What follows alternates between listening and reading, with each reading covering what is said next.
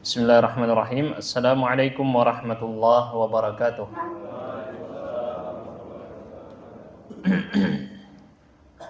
Alhamdulillahi hamdan katsiran tayyiban mubarakan fihi kama yuhibbu rabbuna wa yardah.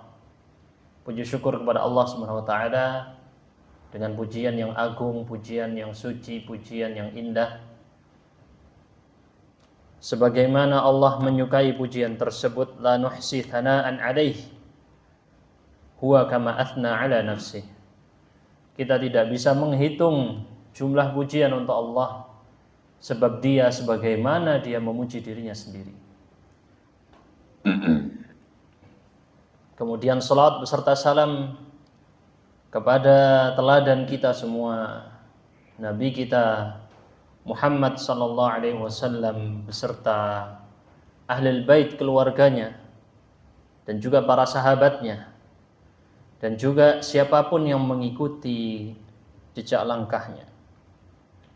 Dalam pertemuan kali ini, di malam yang insya Allah penuh dengan barakah ini, kita akan mengkaji sebuah tema materi yang berkaitan dengan membangun keluarga Islami, keluarga yang sakinah walau jauh di sana. Maksudnya kita yang ada di sini sedang di tempat merantau, jauh dari keluarga. Dan insya Allah kita akan membahasnya pelan-pelan. Harapannya sih ada tampilan presentasinya ya, tapi nggak apa-apa kalau nggak muncul. Nanti filenya saya akan kirim ke grup WhatsApp, semuanya akan dapat. Pertama-tama saya kagum kepada Anda semua karena Anda bisa tahan tinggal di tempat yang jauh ini, di tengah hutan, jauh dari keluarga. Ada yang kerjanya 50 hari, ada yang 60 hari, betul ya? Ada yang 70 hari, berarti setahun berapa kali cuti? 4 kali, 5 kali ya. Ada yang 6 kali, ya mungkin 4 kali, 5 kali cuti.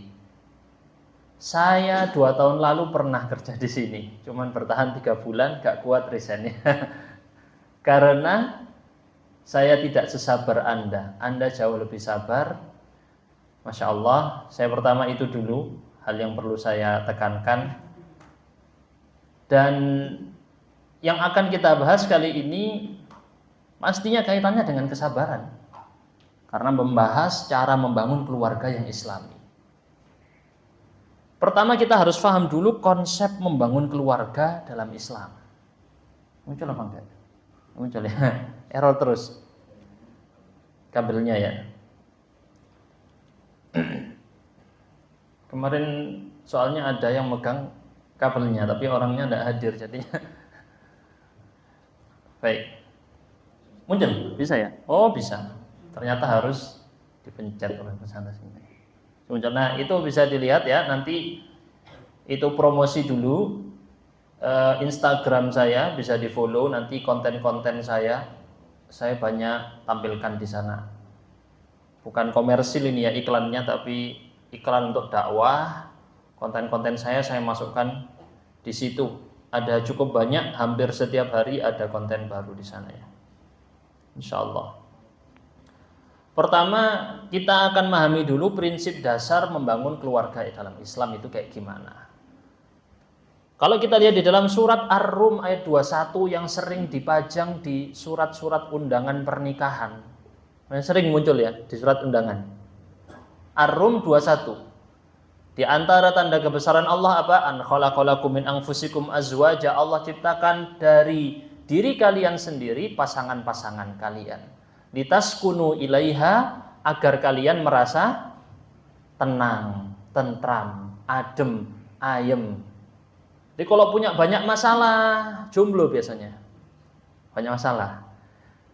Sudah menikah masalahnya nambah, enggak ya? Sudah menikah harusnya semakin tenang, semakin tentram. Itu tujuan pernikahan yang Allah letakkan. Karena lam di situ menunjukkan alasan litaskunu ilaiha. Tujuannya agar laki-laki ini adem kalau sama perempuan, tenang. Bukan sama laki-laki. Ya. Enggak bisa laki-laki sama laki-laki jadinya apa? Tengkar ya, berantem.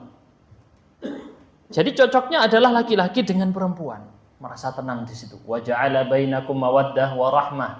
Allah jadikan di antara laki-laki dan perempuan ada yang namanya mawaddah. Apa ini mawaddah? Cinta. Sebagian ulama menafsirkan ini berkaitan dengan batin, hati, perasaan. Kalau rahmah, kasih sayang berkaitan dengan perbuatan. Kadang suami istri sudah berjalan awal-awal pengantin baru. Cinta atau enggak kalau pengantin baru biasanya? Cinta, wow, senang luar biasa. Perasaannya gini, senang sekali. Jalan 5 tahun, luntur apa enggak cintanya biasanya? Luntur. Luntur. Berkurang fisiknya, berkurang cintanya. Rasanya mulai pudar. Akhirnya bisa jadi, naudzubillah min dzalik, suami dan istri hilang perasaannya.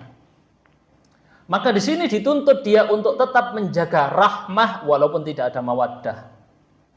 Walaupun tidak ada cinta dalam hati, dia harus tetap berbuat kasih dan sayang, welas asih kepada istrinya. Karena rahmah ini perbuatan, kalau apa tadi? Mawaddah itu?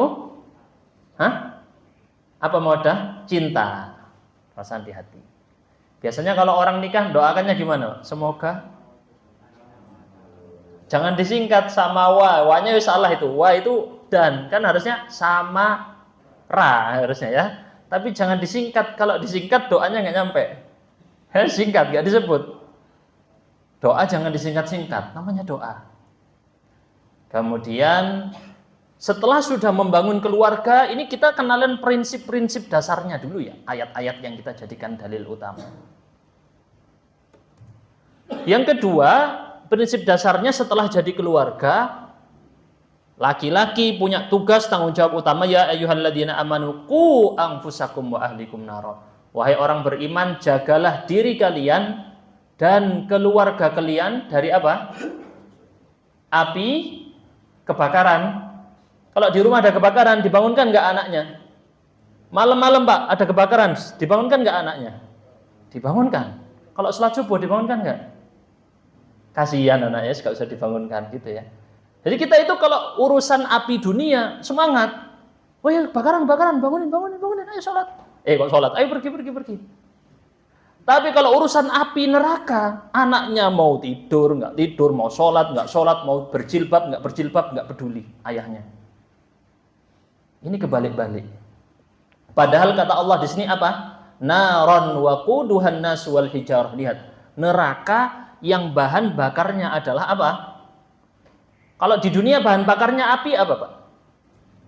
Kayu, solar yang ditimbun, enggak boleh ya.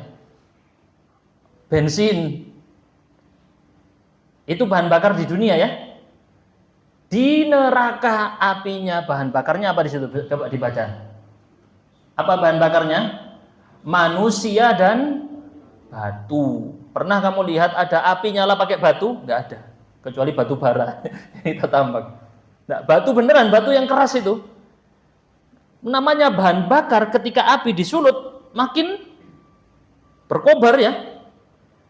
Bayangkan yang menjadi bahan bakar untuk neraka bukan bensin, bukan kayu, tapi batu yang keras dan manusia itu sendiri. Jadi kalau manusia kena api makin terbakar. Itu kalau terkena api neraka. Jenis api neraka berbeda dari api di dunia. Ini dalilnya barusan kita lihat. Pedoman lainnya lagi yang paling penting adalah apapun urusan keluarga dikembalikan kepada urusan agama. Jangan ikut kata-kata orang, jangan bawa agama. Sering ya netizen komen kayak gitu. Betul, di kolom komentar, jangan bawa agama gitu ya. Agama disuruh di masjid aja, di luar masjid nggak boleh bahas agama, nggak boleh. Netizen kayak gitu biasanya, betul. Bukan hanya netizen. Pola pikir ini sudah masuk ke banyak mayoritas umat muslim di seluruh dunia, menganggap bahwa agama itu cuma urusan wudhu, sholat di masjid, selesai. Agama Islam mengatur semua hal. Saya pernah bahas kemarin ya. Semua hal dibahas, dari yang paling besar sampai paling kecil, kentut aja dibahas di agama Islam. Betul? Kentut dibahas. Jenis-jenis cairan, mohon maaf, yang keluar dari kemaluan dibahas. Ada madhi, ada mani, ada wadi, ada banyak. Islam mengatur segala hal dalam urusan seluruh kehidupan. Termasuk apa ini namanya? Keluarga.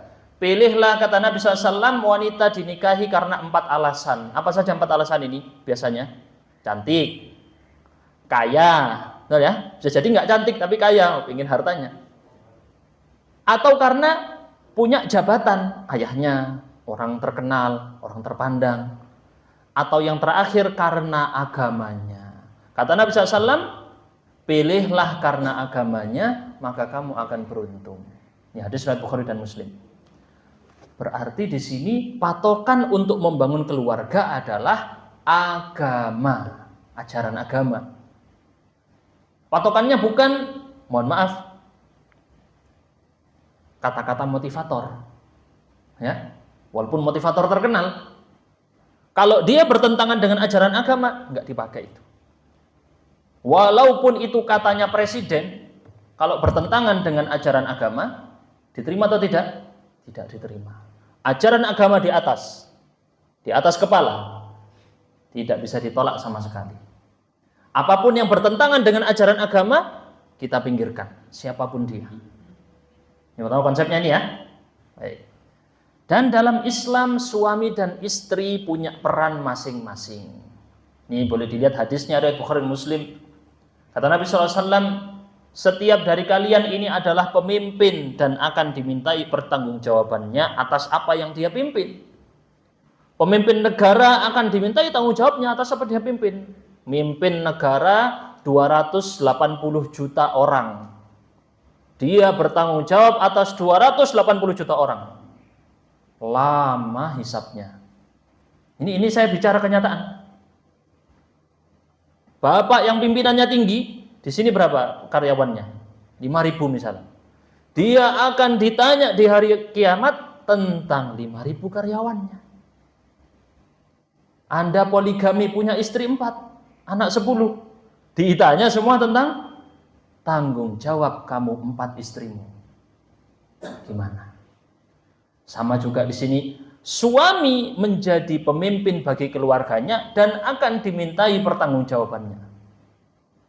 Kemudian istri apa juga? Iya, istri bukan pemimpin keluarga, tapi kata Nabi SAW, istri pemimpin apa ini? Pemimpin rumah suaminya, pemimpin rumah tangga. Tapi bukan pemimpin anggota keluarga, dia mimpin urusan-urusan rumah tangga, memanage keuangan, nanti kita bahas ya. Salah satunya mengatur, mengelola keuangan.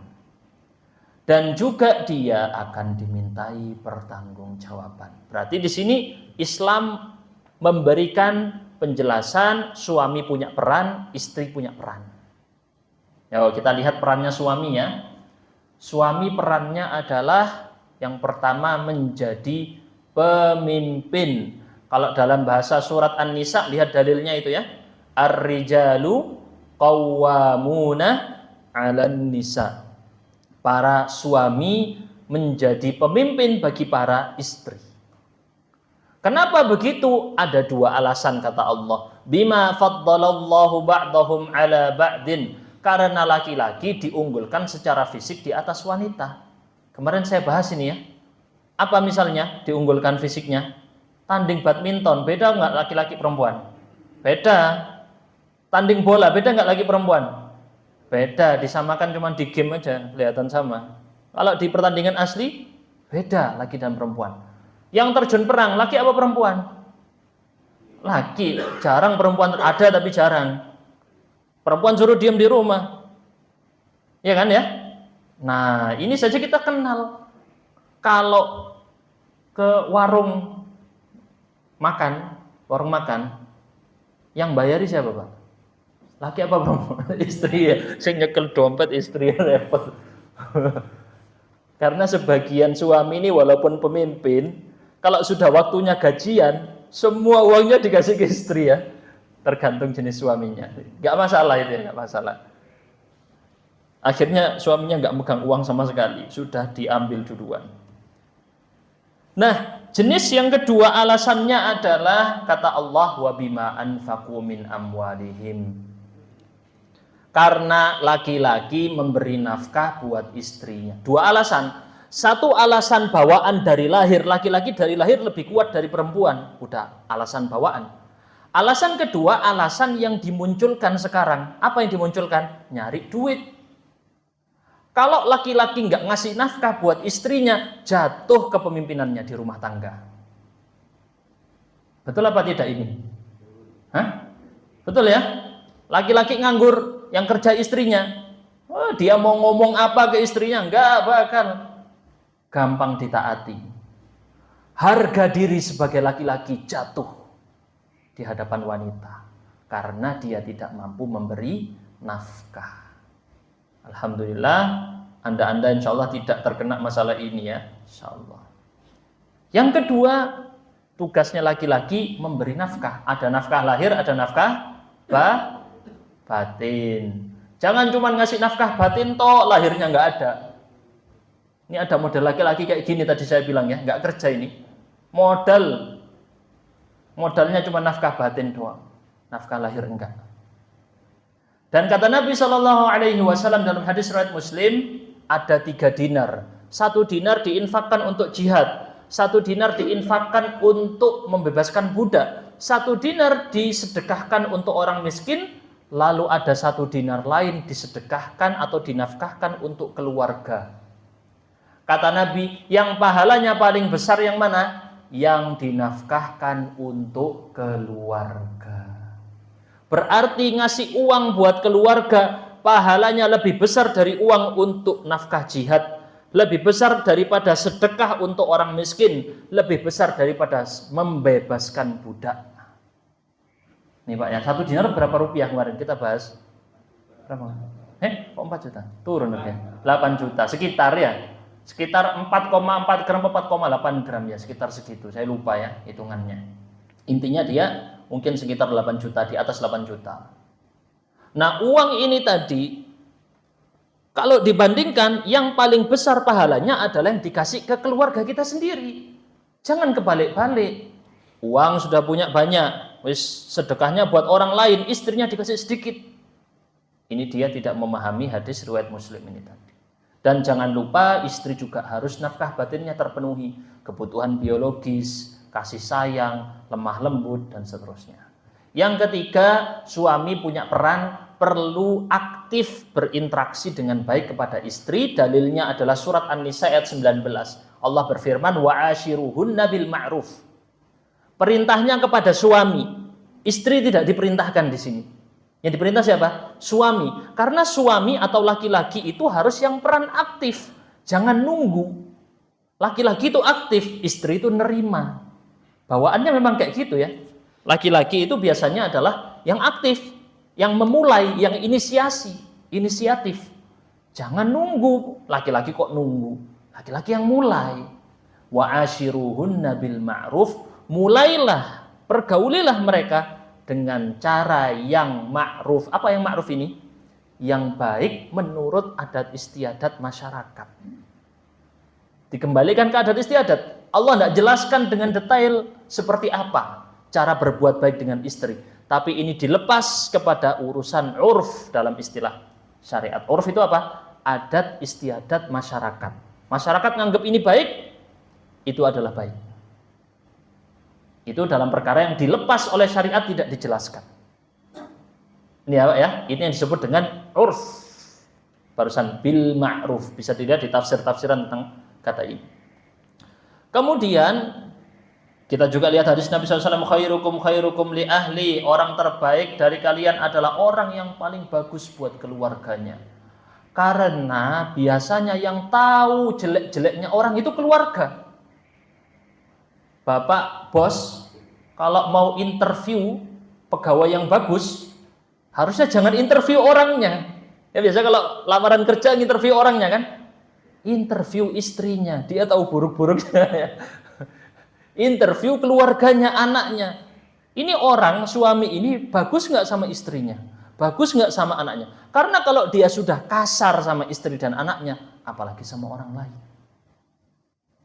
Dan ini kata Nabi SAW, Patokan kebaikan dilihat pada seseorang bertindak kepada keluarganya sendiri. Nah, sekarang kita lihat peran istri. Saya ini kalau di Jawa biasanya ngisi kajian tentang keluarga Islami sepekan sekali di Lumajang. Di sana yang hadir mesti keluarga, sekeluarga pada rame ya. Datang suaminya, istrinya juga dibawa, anaknya juga dibawa. Ya tujuannya biar pengen menasehati pasangannya secara tidak langsung ya. Aku mau nasihati istriku, sadak dirungok, sadak didengerin. Ini yang jomblo belum relate ya. Betapa sulitnya menasihati istri. Jadi pengen nasihati pasangannya atau si istri mau nasihati suami, nggak didengar. Akhirnya solusinya apa? Ikut kajian rutin. Kalau di kami Rabu malam itu rutin. Ada live-nya juga. Datang suami istri, sudah nanti mesti setiap kajian saya ada nyinggung suami, ada nyinggung istri, kesinggung semua, jadinya impas. Nah ini peran istri dalam keluarga. Jadi ini makanya tadi saya bilang filenya akan saya kirim ke grup. Siapa tahu ada yang cocok sama Anda, nanti dikirim ke istri ya. Siapa tahu dibaca, kayaknya nggak dibaca, ya udah. Dipotong videonya nanti di YouTube ini kan diklip ya, yang tentang istri. Enggak, ini masalah di kita ya. Seringkali itu suami itu nyari dalil untuk istri dan istri nyari dalil untuk suami. Betul ya? Nuntut-nuntutan, sing suami nyari istri itu harusnya gini gitu. Yang istri juga suami itu harusnya gini. Coba masing-masing membaca dalil untuk dirinya sendiri-sendiri, maka dia nggak akan ada masalah dalam keluarga. Ada masalah tapi bisa ditangani dengan baik. Nanti kita bahas ya kalau ada waktunya cukup. Tentang cara menyikapi konflik. Pertama, tugasnya istri paling nomor 1 adalah taat ke suami.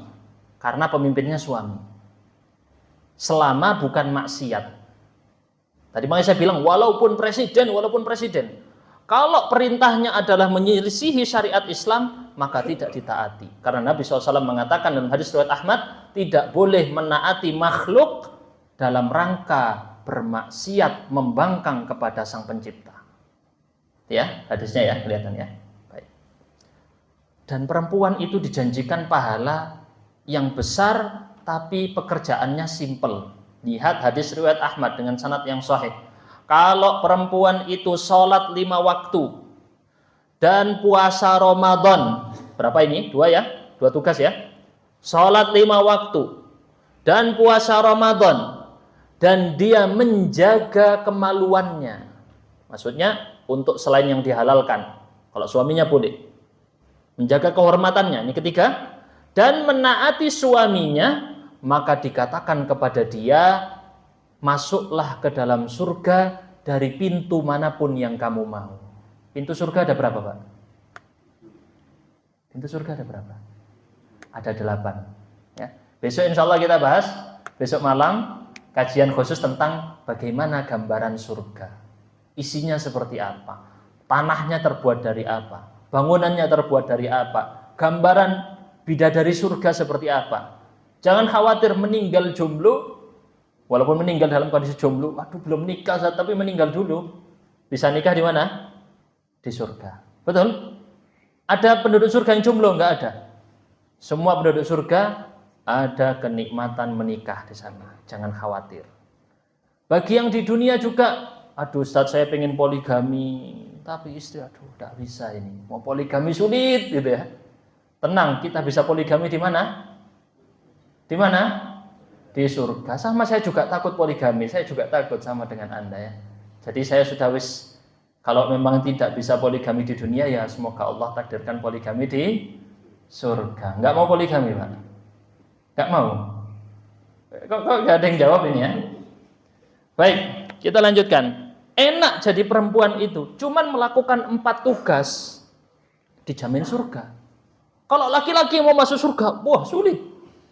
Harus ini, harus ini, harus ini, harus ini. Kalau perempuan cuma 4, sholat 5 waktu, puasa Ramadan, terus apa lagi?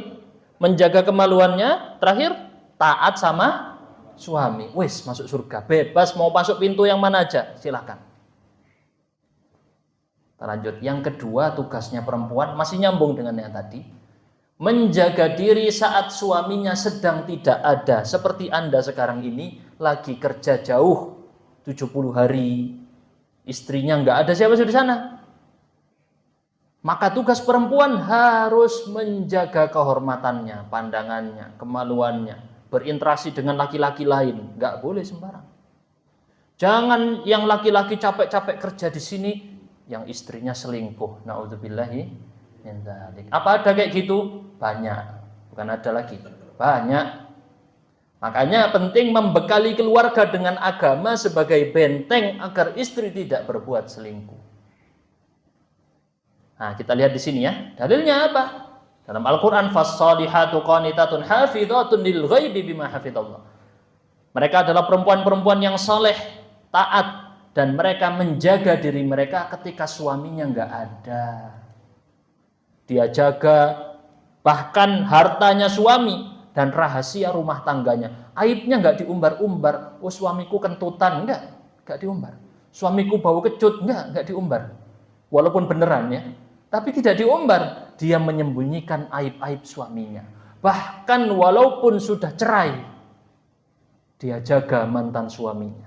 Ini contoh wanita-wanita yang tahu agama. Saya sedih, Pak. Pernah ada kejadian curhat. Bukan curhat ya. Masalah konflik suami istri. Telepon saya, terus saya hubungi.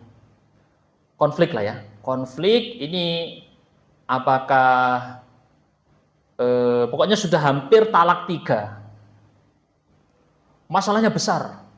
Besar sekali masalahnya, sangat besar, parah. Gak bisa dibayangkan. Dan orangnya dua-duanya suami istri ini sama-sama sudah rutin ikut pengajian. Bukan orang awam.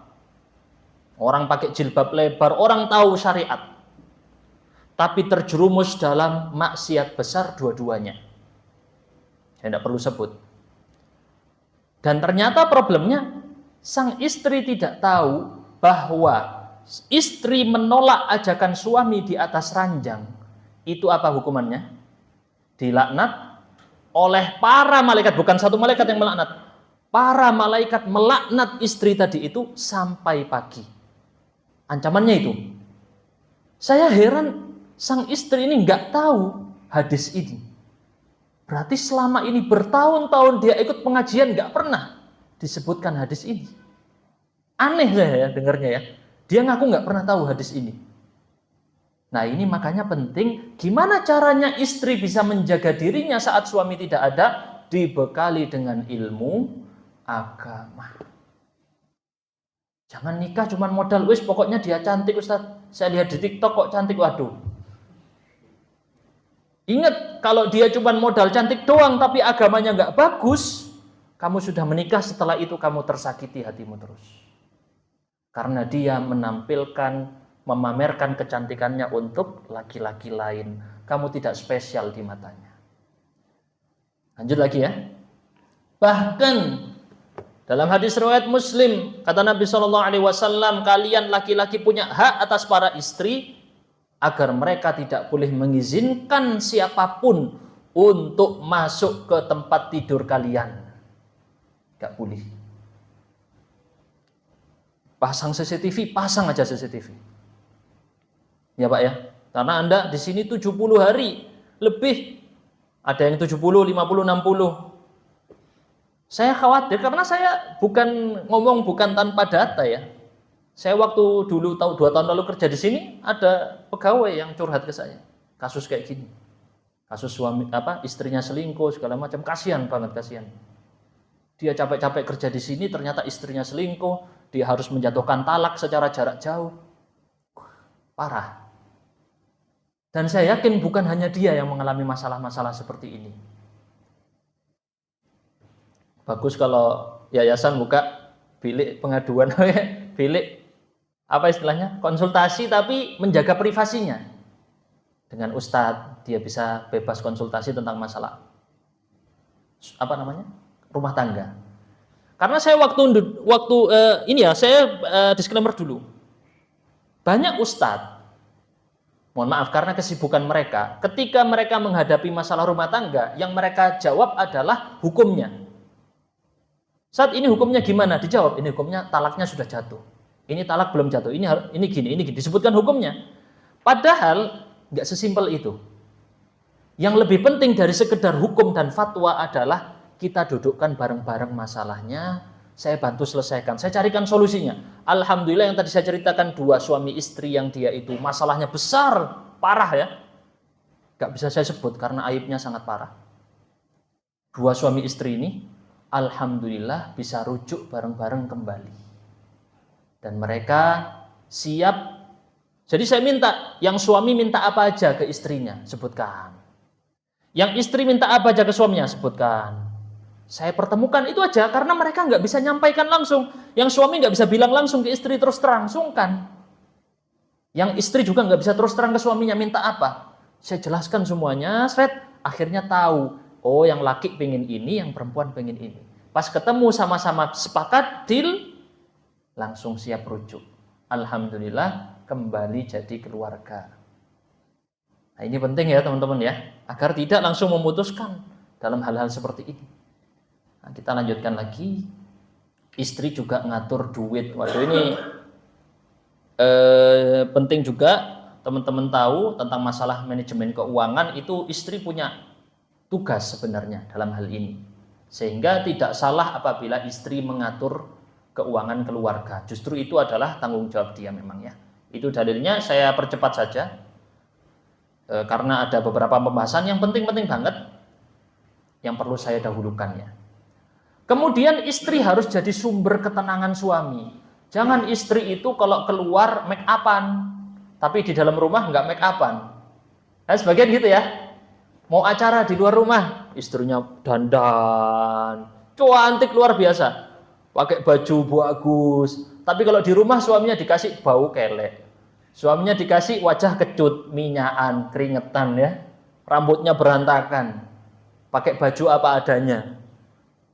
Ini biasanya istri seperti itu ya, masalah. Padahal kata Nabi SAW, riwayat An-Nasai dan Ahmad, kata Nabi, pernah ditanya, siapa wanita yang paling baik wahai Rasulullah? Kata beliau, allati tasurruhu idza nadhar. Wanita yang kalau dilihat nyenengke, menyenangkan. Kadang walaupun wajahnya cantik, tapi ada kalau dilihat itu jengkelin. Enggak dari hati.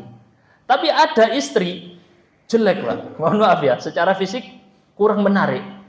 Tapi karena dia tahu dia perlu menyenangkan suaminya, pandangannya itu menyejukkan hati. Jadi pola pikir kita dilihat bahwa jangan lihat fisiknya doang, tapi lihat bagaimana sikap istri kepada kita. Itu jauh lebih penting daripada fisiknya. Buat apa dapat istri cantik, tapi kecantikannya diumbar keluar. Tapi kecantikannya nggak ada di rumah. Yang dikasih cuma jelek-jeleknya aja buat kita. Muka merengut ya. Gak suka, kata-katanya nyakitin hati, mau diajak kebutuhan biologis diranjang, nolak terus. Ini kenyataan di lapangan real. Kemudian tugasnya istri lagi mendidik anak-anak, karena yang cowok sudah sibuk di luar rumah, gak sempet didik anak-anak. Dan perlu, ya ini penting ya buat kita semua, membangun lingkungannya. Karena kata Nabi SAW, hadis riwayat Bukhari dan Muslim, setiap anak itu dilahirkan di atas fitrah. Fitrah ini Islam. Tapi kemudian orang tuanya mendoktrin bagi dia, membuat dia menjadi Yahudi atau Nasrani atau Majusi. Kita terlahir nggak bawa agama ya, nggak bawa agama. Tapi orang tua kita yang apa? Yang menanamkan agama kepada diri kita, menunjukkan bahwa lingkungan dan pendidikan orang tua sangat berpengaruh, bukan sangat, pasti berpengaruh secara 100% di seluruh dunia. Nah, berarti gimana cara bangun lingkungan Islami? Di sini kita sebutkan 3 pilar. Pertama, anak-anak itu kalau sudah punya anak, ini bagi yang belum diberi anak, semoga Allah beri anak, amin. Bagi yang belum punya pabriknya anak, istri, perempuan, semoga Allah berikan istri yang salehah, amin, yang cantik, amin, dan kaya. Dan juga punya jabatan. Berat kalau jabatannya. Kedudukan. Amin. Lengkap empat-empatnya. Kalau ada kayaknya bapak mau nambah lagi. Ya. Baik. Yang pertama, anak itu bukan pendengar yang baik, tapi mereka peniru yang baik. Buktikan ke bayi. Anak saya masih bayi, umur 1 tahun. Saya ajak ngomong, bisa nggak bayi 1 tahun saya ngomong? Ini nanti gini ya, kamu tuh harus tidur nggak boleh telat, gitu. Anak bayi suka tidur telat, nggak bisa, nggak didengerin. Tapi saya batuk tuh nih, ditiru sama anak saya 1 tahun, batuk. Saya mau muntah, ditiru mau muntah. Dia ngelihat kita, dia niru kita. Makanya saya bilang kemarin, bos perusahaan sebisa mungkin ngasih contoh. Dia datang duluan ke kantor, datang duluan. Pasti para bawahannya akan ngikut. Contoh Pak PM kita. Alhamdulillah Pak Puniman orangnya rajin ke masjid. Betul? Kalau pas Pak Puniman ke masjid, mesti ramai toh yang di masjid ya. Ramai kan? Orang-orang dekatnya, bawahannya. Minimal kan absen muka dulu ya. Ini bercanda aja Pak ya. Tapi belum tentu kenyataan. Contoh aja. Biasanya gitu. Karena dengan kita mengasih contoh, orang akan lebih ikut daripada pakai kata-kata. Kata-kata motivator semua bisa. Ngomong banyak. Tapi orang nanya, emang kamu punya bisnis apa? Gitu kan? Gitu. Tapi orang sudah punya bisnis besar. Dia punya restoran 100 cabang. Dia ngomong apa aja didengerin. Walaupun dia bukan motivator. Betul? Berarti teladan didahulukan di atas kata-kata. Kedua, atmosfer rumah dibikin islami. Dekorasinya yang dipajang. Gak masalah pajang. Kaligrafi, hal-hal yang islami. Dibuatkan tempat sholat, kan istri biasa sholat di rumah ya. Dibikin tempat sholat yang nyaman. Dikenalkan, ada dipajang buku-buku islami. Jadi lingkungan kita di rumah ini dibikin seislami mungkin. Kalau bisa ada gambar pintu Ka'bah, ya, apa yang mengingatkan kita dengan Masjidil Haram, Masjid Nabawi, parfumnya parfum Raudhah, ada Pak parfum Raudhah, wah enak sekali. Jadi mengingatkan kita yang pernah ke Madinah bisa kangen pergi ke Madinah lagi karena mencium parfum tadi. Nah, rumah ini dibikin Pak, alhamdulillah budgetnya ada semua ini ya, gajinya luar biasa di sini, 2 digit semua ya, masya Allah, betul ya Pak ya, gaji 2 digit semua, punya modal untuk membuat rumah yang islami kelihatannya, minimal itu dulu. Disediakan televisi yang di situ isinya dakwah, TV dakwah, bisa nyetel Mekah, Madinah ya, disetelkan rutin pagi, sore, pas maghrib. Ini hal-hal simpel yang kadang kita nggak kepikiran. Dan saat kita lagi cuti, kita wujudkan ini, kita bangun lingkungannya. Langsung Pak dibudgeting sekarang, cek di Shopee, langsung dicek. Apa yang bisa membangun rumah saya agar supaya lebih islami. Terus kita lanjutkan lagi. Anak tadi pilihkan sekolah yang bagus. Sekolahnya benar-benar kurikulumnya bagus. Jangan sekedar fasilitasnya. Dan jangan asal, bos pokoknya sekolah di sini. Jangan. Ini aset Anda. Kalau anak Anda, naudzubillah min dzalik, jadi anak yang tidak kenal agama, gak bakal sempat doakan Anda saat dikubur nanti. Gak sempat. Anaknya sibuk menjadi anak senja. Mana saya bahasnya? Anaknya sibuk main game online, anaknya sibuk main judi online. Gak sempat mendoakan orang tua, ke masjid jarang. Maka pilihlah sekolah yang tepat untuk anak Anda. Dekatkan istri kita dengan majelis-majelis taklim. Ikutkan pengajian, komunitas. Pilih rumah dekat masjid tertentu yang kita cocok dengan komunitas tadi, kemudian ikutkan istri dengan masjid yang aktif, pengajiannya banyak, biar istri bisa ikut rutin pengajian.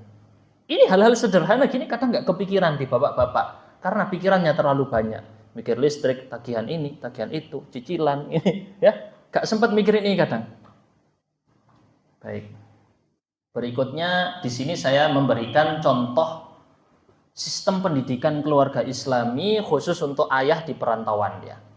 Boleh dilihat sini contoh misalnya ya. Ini bisa dipraktekkan buat Anda.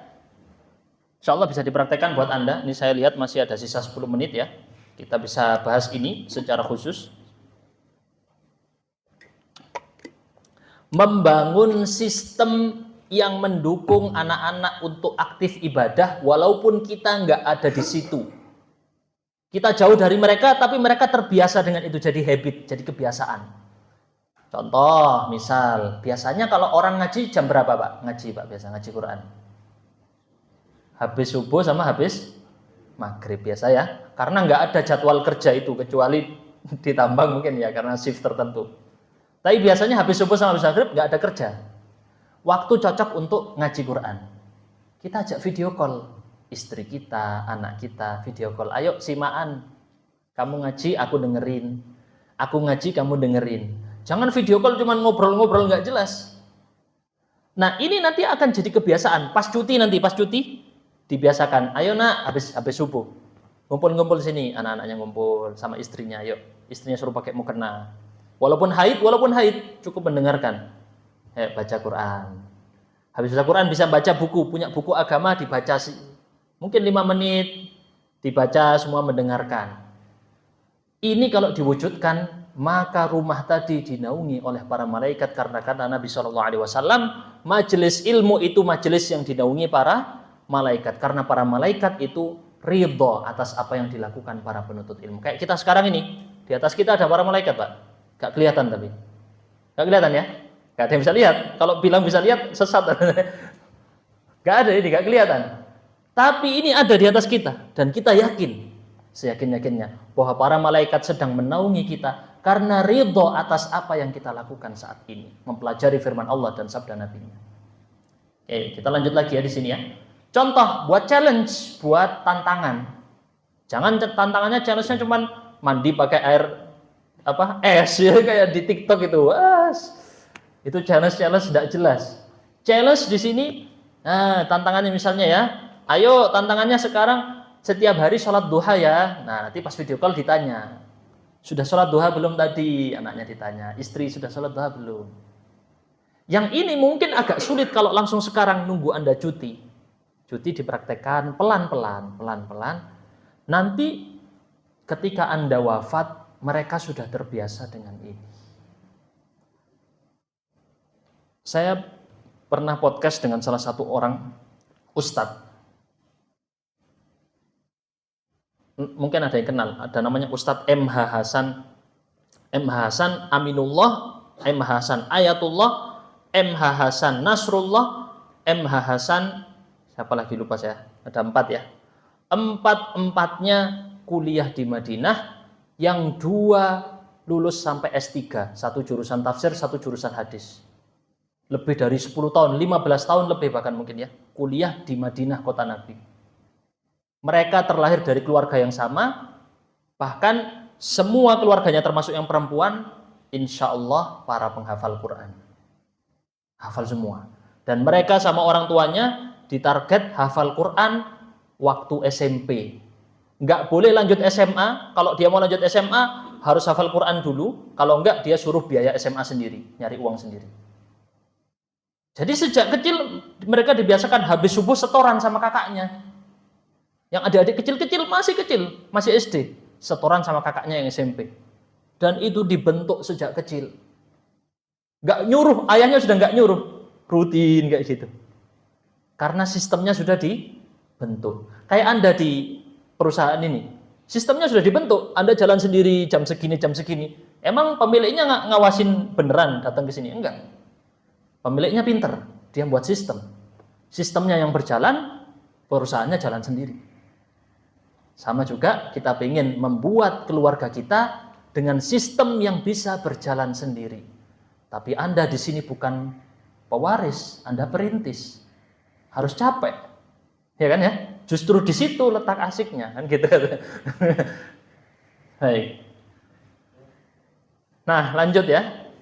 Yang kedua, menghubungkan keluarga dengan komunitas muslim. TPQ, anak sudah daftar TPQ belum? Jangan-jangan belum.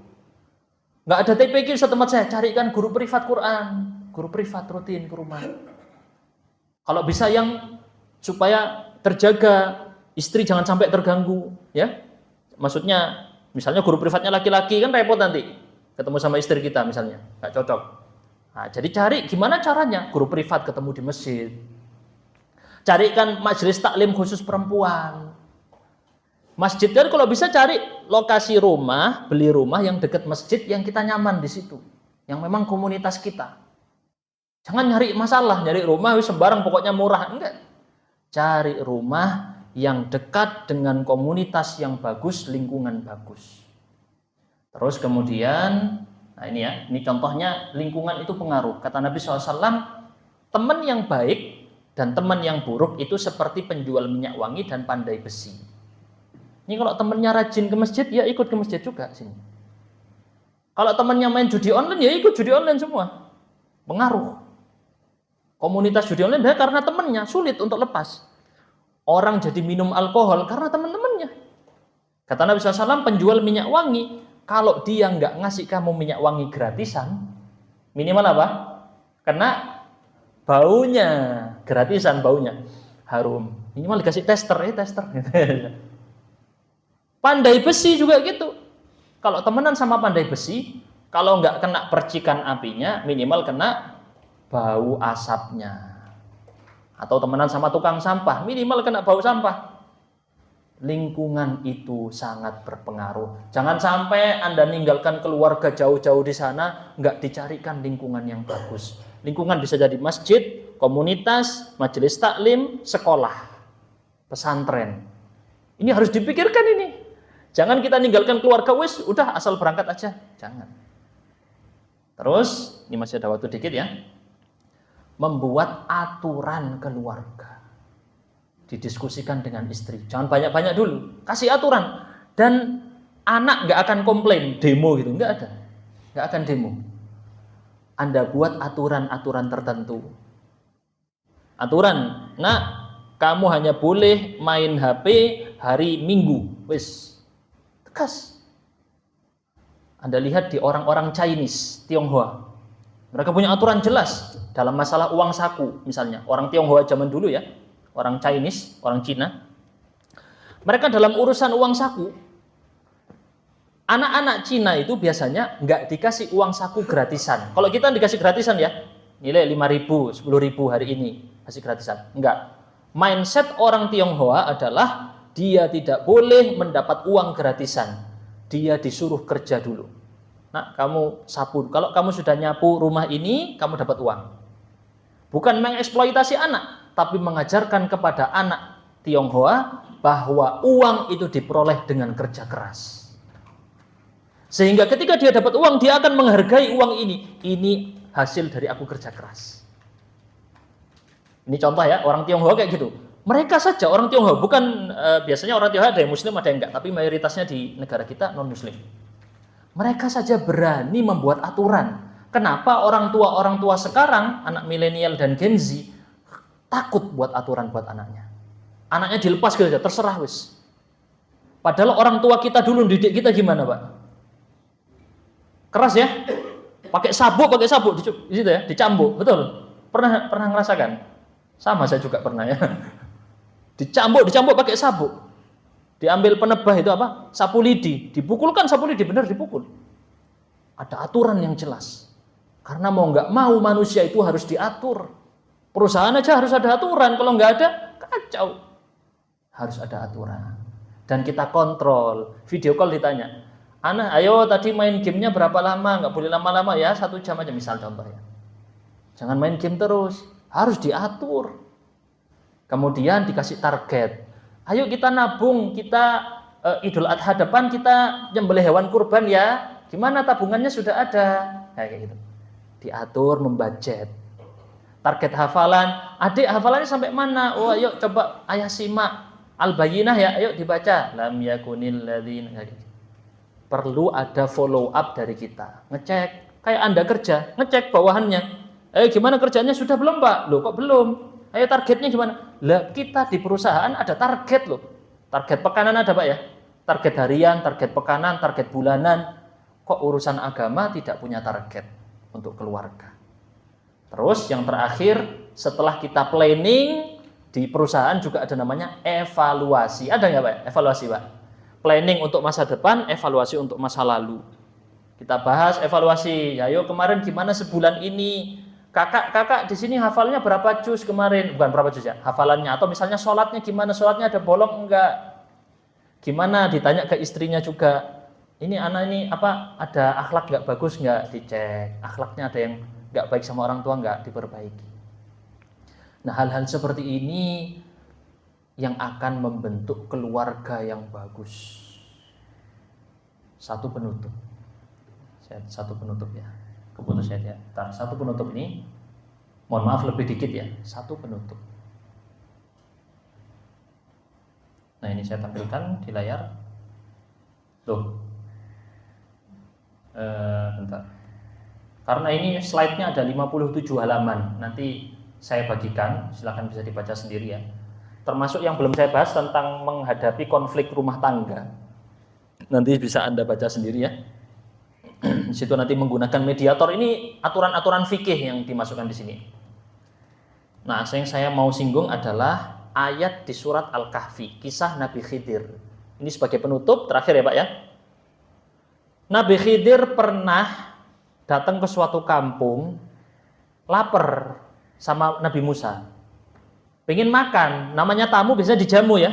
Gak dijamu, gak dikasih makan. Terus Nabi Khidir lewat, ada tembok mau roboh. Tembok mau roboh ini di kampung yang pelit itu tadi. Nabi Khidir bangunkan temboknya. Dibikin jadi berdiri tegak lagi. Nabi Musa komentar. Kok nggak kamu ambil upah menegakkan tembok ini supaya kita bisa makan?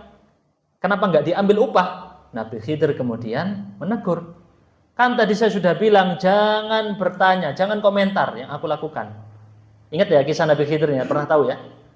Maka di sini kalau dilihat kata Nabi Khidir, itu tembok milik 2 anak yatim. Di bawahnya ada harta punya mereka, di baliknya situ. Dulu ayah mereka, ayah anak yatim berarti ayahnya ada apa enggak ini Pak? Anak yatim. Ada enggak ayahnya? Enggak ada. Kata Allah, wa kana abuhuma sholihah. Ayah 2 anak yatim ini dulu orang soleh.